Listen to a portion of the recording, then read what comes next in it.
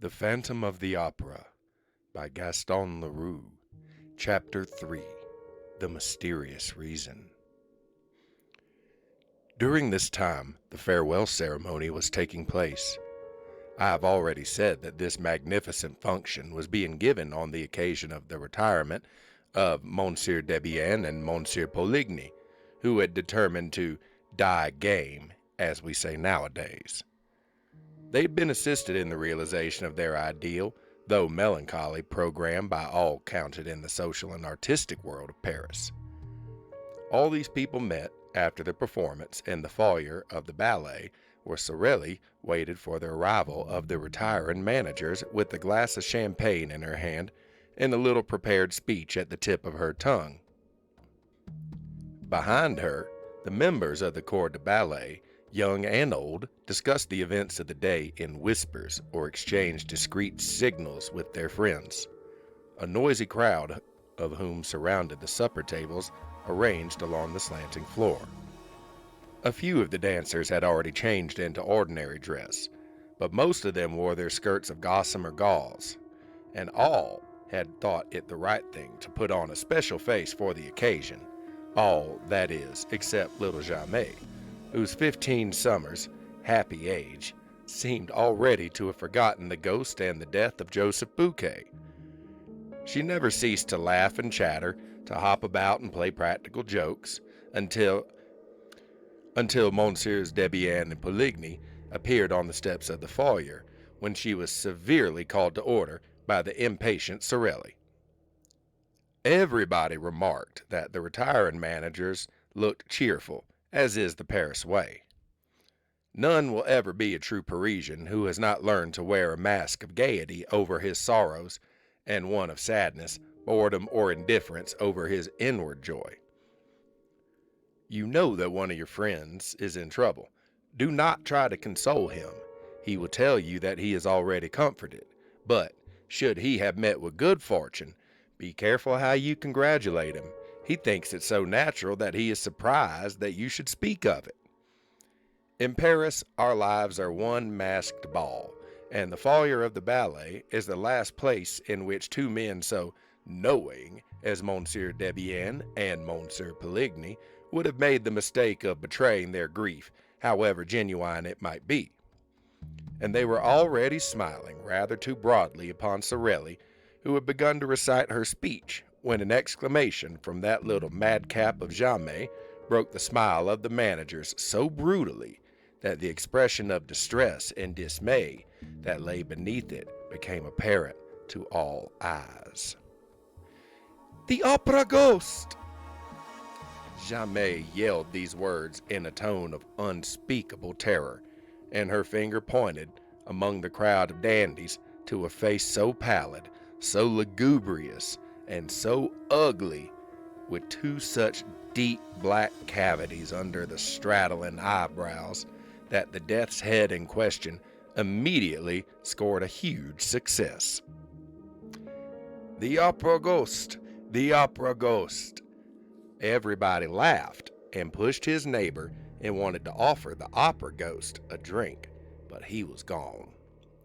He had slipped through the crowd, and the others vainly hunted for him, while two old gentlemen tried to calm little Jamais, and while little Geary stood screaming like a peacock. Sorelli was furious. She had not been able to finish her speech. The managers had kissed her, thanked her, and run away as fast as the ghost himself.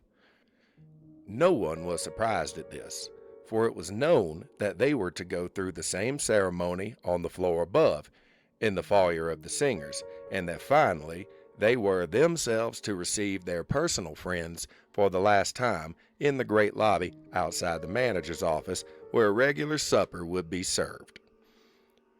Here they found the new managers, Monsieur Armand Moncharmin and Monsieur Firmin Richard, whom they hardly knew. Nevertheless, they were lavish in protestations of friendship and received 1,000 flattering compliments in reply, so that those of the guests who had feared that they had a rather tedious evening in store for them at once put on brighter faces. The supper was almost gay, and a particularly clever speech of the representative of the government, mingling the glories of the past with the successes of the future, caused the greatest cordiality to prevail. The retiring managers had already handed over to their successors the two tiny master keys which opened all the doors, thousands of doors, of the opera house. And those little keys, the object of general curiosity, were being passed from hand to hand when the attention of some of the guests was diverted by their discovery, at the end of the table, of that strange, wan, and fantastic face with the hollow eyes which had already appeared in the foyer of the ballet and had been greeted by little Jamet's explanation, "The opera ghost." There sat the ghost, as natural as could be, except that he neither ate nor drank. Those who began by looking at him with a smile ended by turning away their heads, for the sight of him at once provoked the most funereal thoughts. No one repeated the joke of the foyer. No one exclaimed, "There is the opera ghost." He himself did not speak a word, and his very neighbors could not have stated at what precise moment he had sat down between them. But everyone felt that if the dead did ever come and sit at the table of the living, they could not cut a more ghastly figure. The friends of Firmin Richard and Armand Moncharmin thought that this lean and skinny guest was an acquaintance of Debienne's or Poligny's, while Debienne's and Poligny's friends believed that the cadaverous individual belonged to Firmin Richard and Armand Moncharmin's party. The result was that no request was made for an explanation, no unpleasant remark, no joke in bad taste which might have offended this visitor from the tomb. A few of those present who knew the story of the ghost and the description of him given by the chief scene shifter, they did not know of Joseph Bouquet's death, thought in their own minds that the man at the end of the table might easily have passed for him.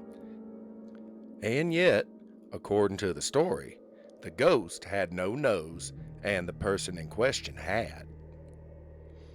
But Monsieur Moncharmin declares, in his memoirs, that the guest's nose was transparent. Long, thin, and transparent are his exact words. I, for my part, will add that this might very well apply to a false nose. Monsieur Moncharmin may have taken for transparency what was only shininess. Everybody knows that orthopedic science provides beautiful false noses for those who have lost their noses naturally or as the result of an operation. Did the ghost really take a seat at the manager's supper table that night, uninvited? And can we be sure that the figure was that of the opera ghost himself? Who would venture to assert as much? I mention the incident not because I wish for a second to make the reader believe, or even try to make him believe, that the ghost was capable of such a sublime piece of impudence, but because, after all, the thing is impossible.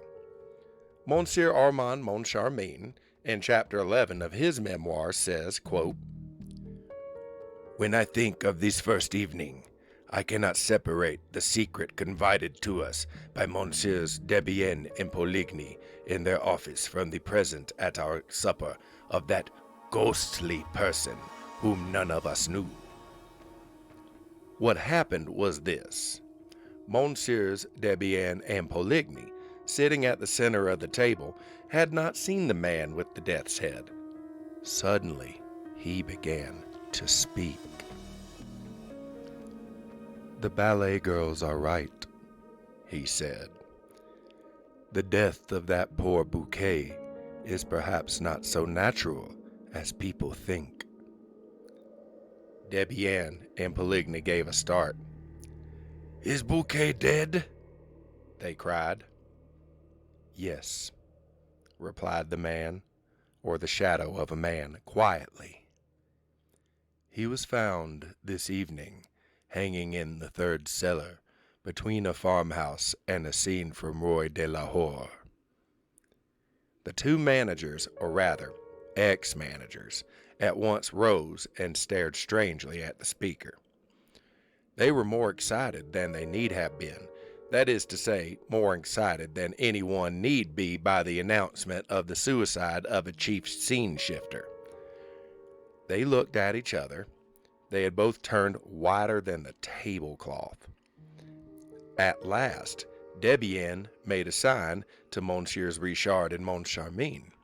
Poligny muttered a few words of excuse to the guest, and all four went into the manager's office. I leave Monsieur Moncharmin to complete the story. In his memoirs, he says, Monsieurs Debienne and Poligny seemed to grow more and more excited, and they appeared to have something very difficult to tell us. First, they asked if we knew the man sitting at the end of the table who had told them of the death of Joseph Bouquet, and when we answered in the negative, they looked still more concerned. They took the master keys from our hands, stared at them for a moment, and advised us to have new locks made with the greatest secrecy for the rooms, closets, and presses that we might wish to have hermetically closed. They said this so funnily that we began to laugh and asked if there were thieves at the opera. They replied that there was something worse, which was the ghost. We began to laugh again, feeling sure they were indulging in some joke that was intended to crown our little entertainment. Then, at their request, we became serious, resolving to humor them and to enter into the spirit of the game. They told us that they never would have spoken to us of the ghost if they had not received formal orders from the ghost himself to ask us to be pleasant to him and to grant any request that he might make. However, in their relief at leaving a domain where that tyrannical shade held sway, they had hesitated until the last moment to tell us this curious story, which our skeptical minds were certainly not prepared to entertain. But the announcement of the death of Joseph Bouquet had served them as a brutal reminder that whenever they had disregarded the ghost's wishes, some fantastic or disastrous event had brought them to a sense of their dependence. During these unexpected utterances, made in a tone of the most secret and important confidence, I looked at Richard. Richard, in his student days, had acquired a great reputation for practical joking, and he seemed to relish the dish when it was being served up to him in his turn. He did not miss a morsel of it, though the seasoning was a little gruesome because of the death of Bouquet. He nodded his head sadly while the other spoke, and his features assumed the air of a man who bitterly regretted having taken over the opera, now that he knew there was a ghost mixed up in the business. I could think of nothing better than to give him a servile imitation of this attitude of despair.